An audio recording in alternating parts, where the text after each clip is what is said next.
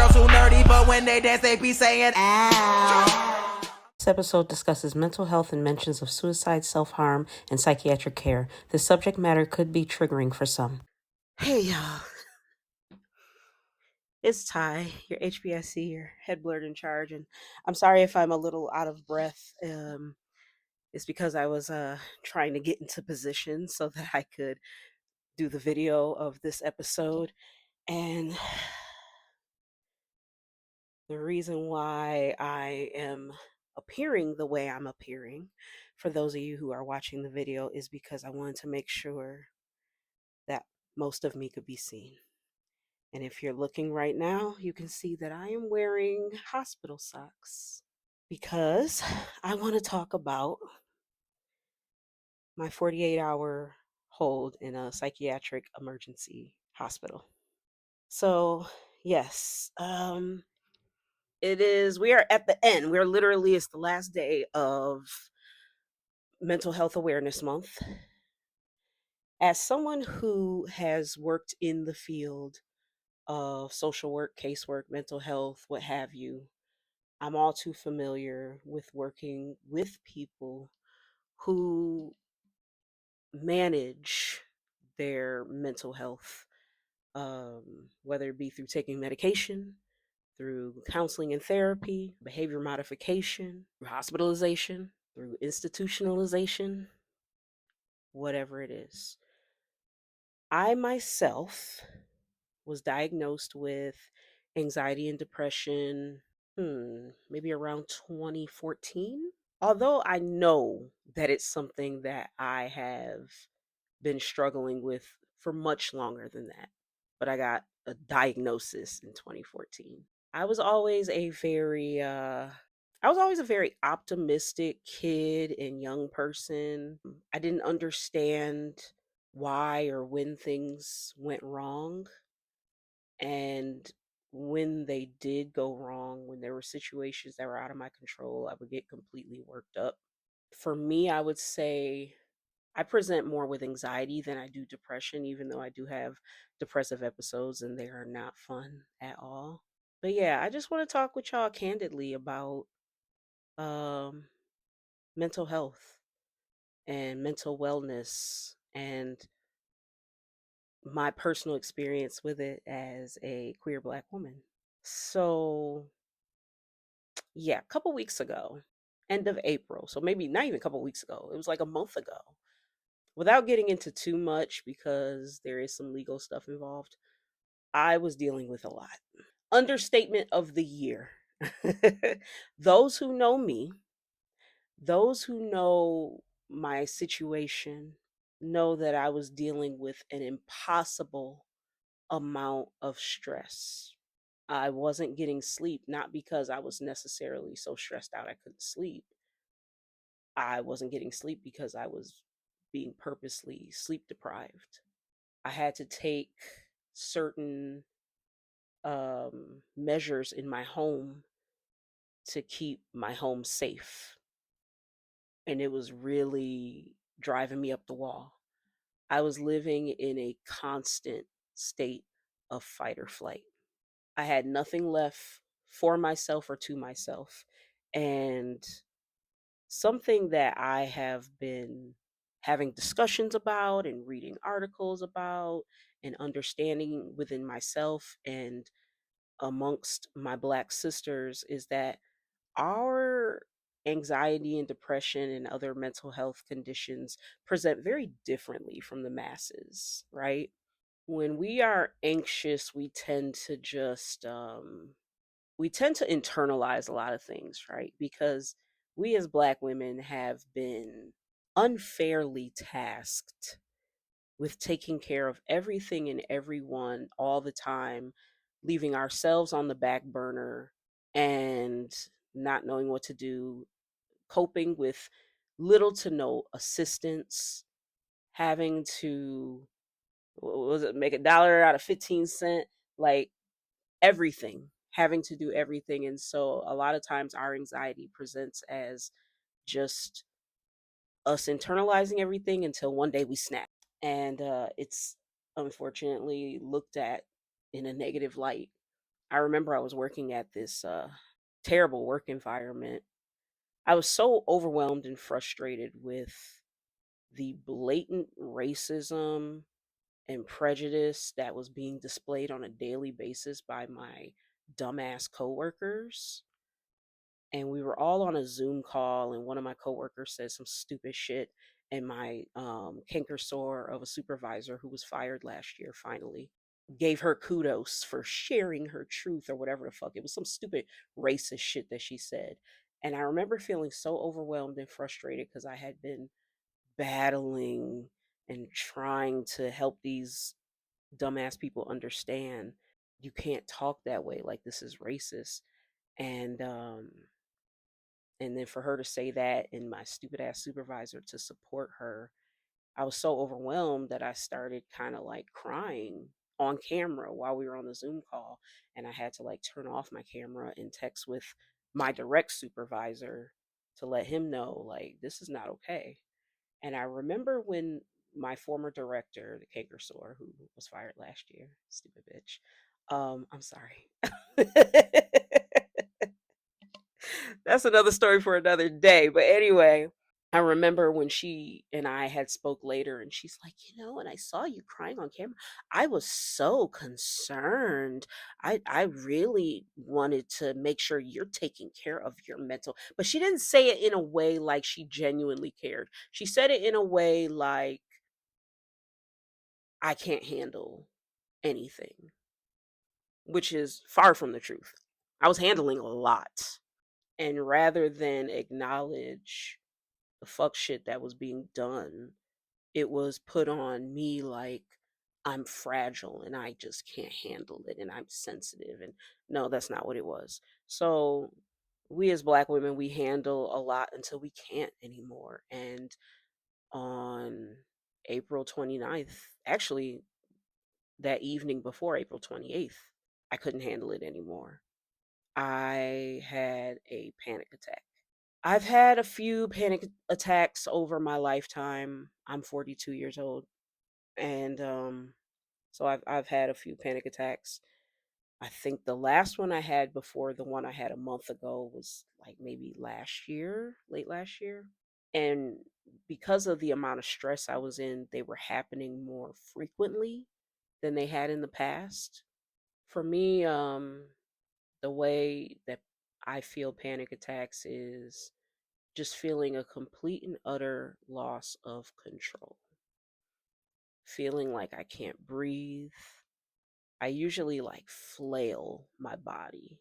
I notice when I have panic attacks, I usually just start kicking and like flailing. I start flailing like a cat being placed in a bathtub, if you could imagine that. I'm flailing.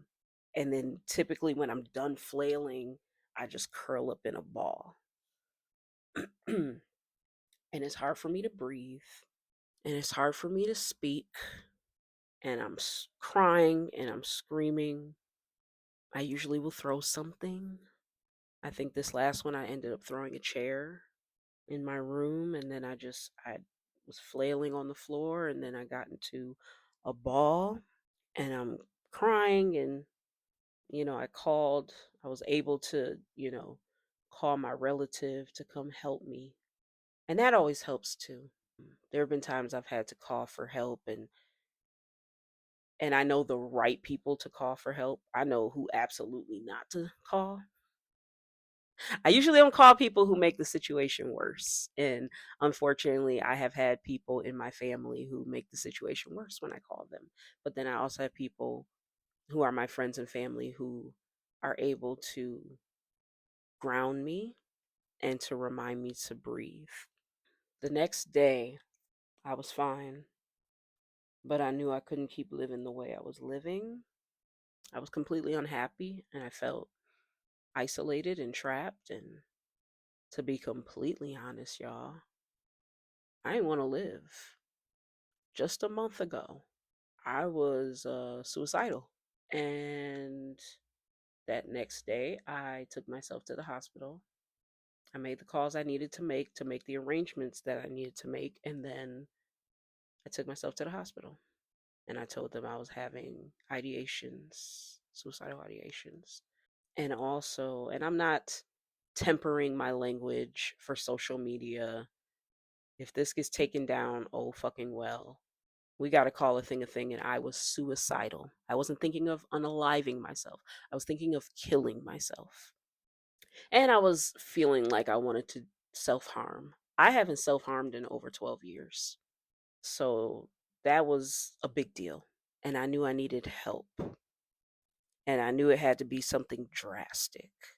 And so I went down and I checked myself into um, the hospital here that's nearby, into the emergency psych ward. So, of course, they take your phone, they take your shoes, especially if they're shoestring, they take your belongings. You're kind of just back in a room with a bunch of people. It was very surprising to me. So now I mentioned to y'all I worked in social work before.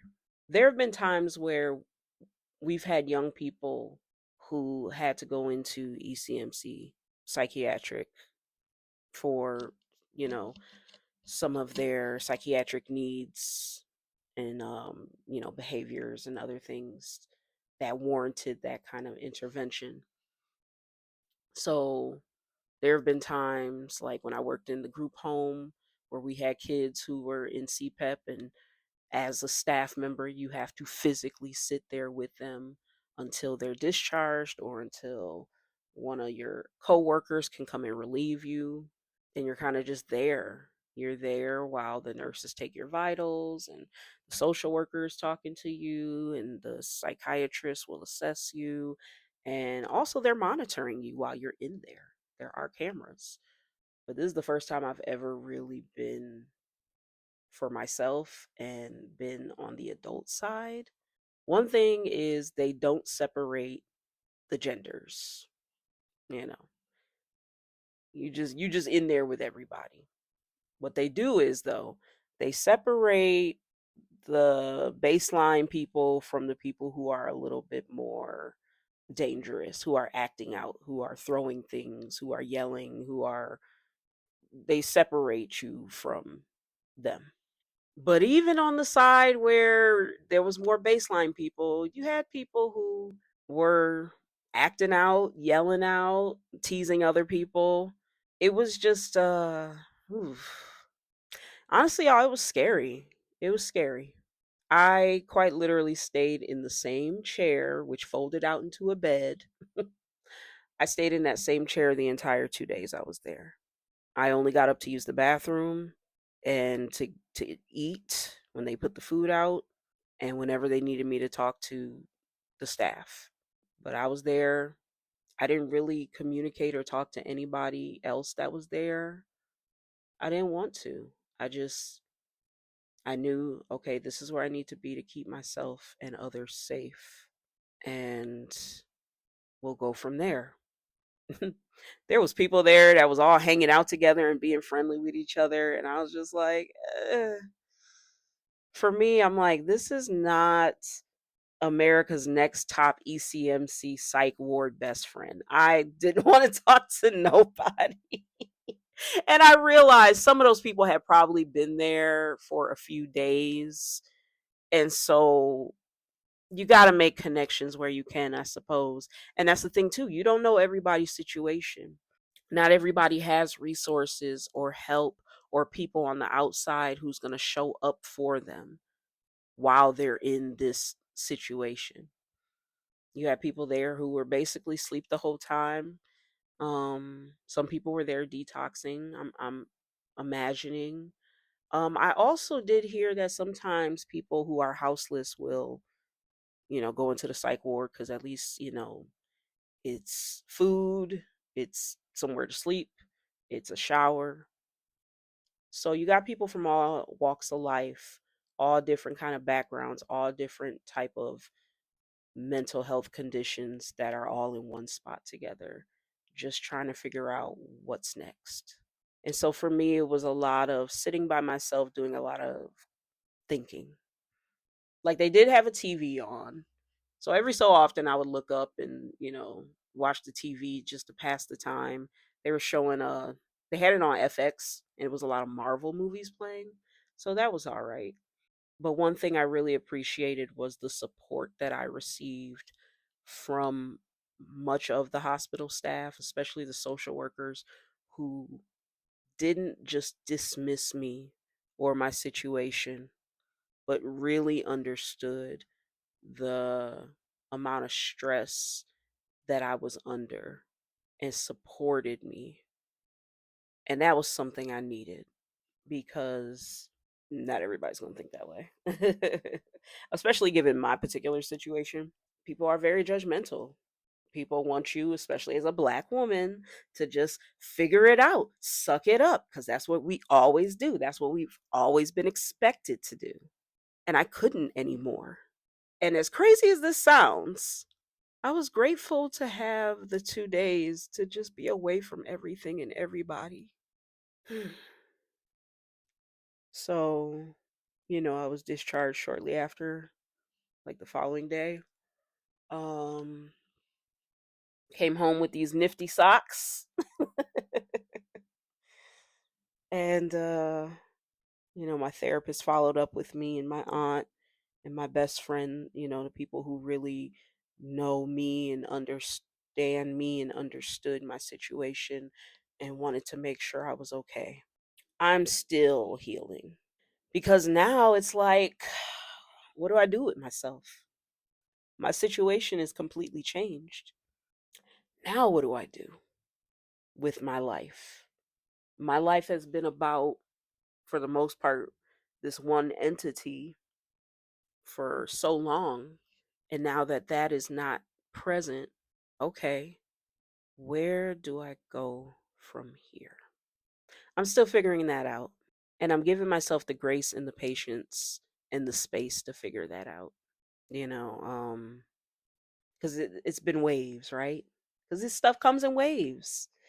You're fine one day and you're having fun and you're doing things, and then the next day you crash and you second guess everything and you're sad and you don't want to do anything. And then you have days where you're motivated and it's like, no, this is the plan and we're going to do this, that, and the other. I've given myself grace to have all those days. Days where I'm extra productive and I'm proud of myself at the end of the day for putting out content, for doing the laundry, for going grocery shopping, for hanging out with a friend. And then the days where I'm just in bed watching YouTube all day, or I'm sitting at the computer and I'm vegging out all day. It's like, okay, I'm hoping to have less of those days though, or fewer, fewer, less, whatever. I'm hoping to have fewer days like that where I'm just sitting around not doing anything. But I think we deserve to have those days every once in a while as well. And so, on this final day of Mental Health Awareness Month, this episode probably won't go out till tomorrow because honestly, y'all, I'm tired. I have a lot going on. I usher at Shay's later on today, and I may not have time to edit this. Y'all may not get this episode until tomorrow or the day after that. Oh, speaking of tomorrow, happy Pride. And I think it's important to take care of ourselves because I think, especially like I mentioned, being Black and queer and a woman and fat. You have so many societal pressures and things already in place that are against you, coming from all different sides. And you gotta army crawl your way through it sometimes. You gotta remind yourself of who you are and what you've overcome. And that's what I do and have been doing to just keep holding on to life. So that's all. That's it. That's what I wanted to share. I did put up something last week for Mental Health Awareness Month. My beautiful, lovely wife, I'm manifesting it. Symone Skye had put out this depiction of someone who is dealing with anxiety and putting on the literal mask of holding it all together and then breaking down. And I had reacted to that. So make sure y'all watch that video. Watch her original video, and then you can watch me kind of giving my commentary about the video. And then you can watch this, if you want to be even more meta.